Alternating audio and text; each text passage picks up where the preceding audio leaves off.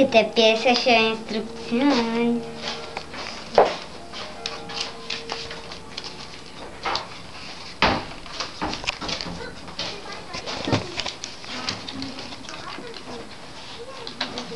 Hei, acum chiar am codul. Îți spun 2, 1, 8, 2, linie 3, punct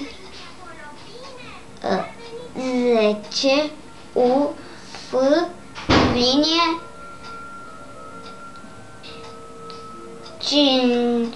5, 4.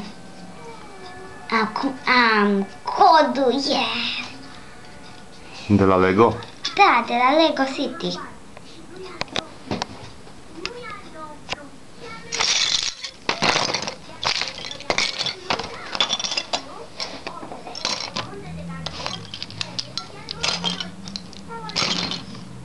Wow.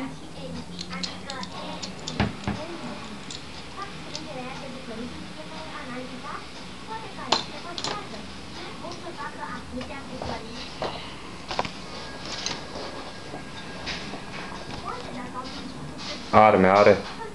Asta e o armă.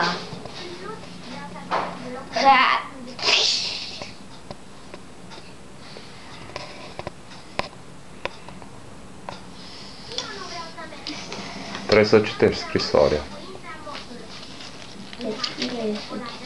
Păi da, nu?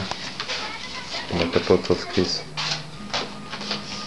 Prima dată. Unesc piesele pe asta. Trebuie unit. Nu.